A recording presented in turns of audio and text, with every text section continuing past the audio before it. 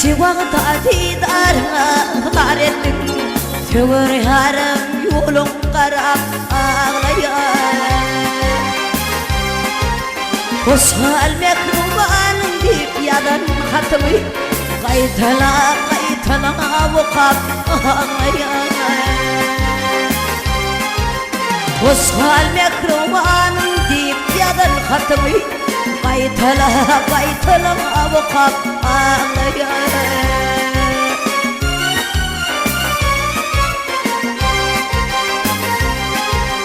Köp yılap qarastım gelmedin yarım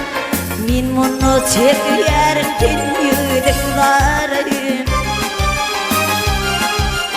Yaşap yıllar bari geçirdim barın Umid bilen yolum qarab ağlayan Yaşap yıllar bari geçirdim barın Umid bilen yolum qarab ağlayan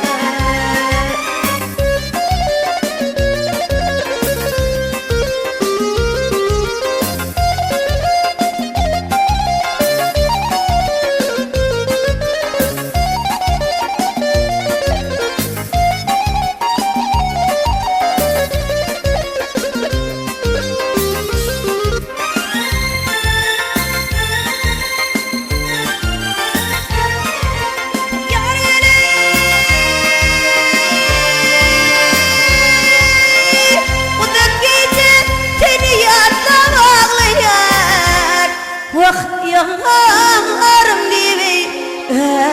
koynumda saklayan Seni güzel kara gülüm ağlayan Sen yanımda bakın gülüm ağlayan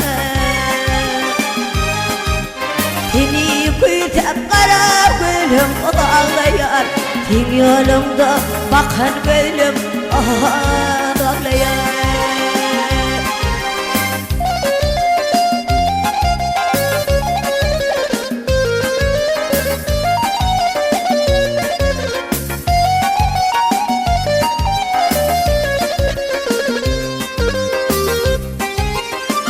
Ayrılığa yaman eken önümde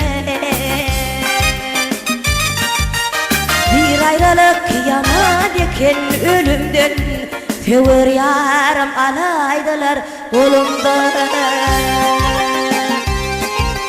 Tövür gelip yaşanır gözümden Umid bilene yolum qarab ağlayan Tövür yaşanır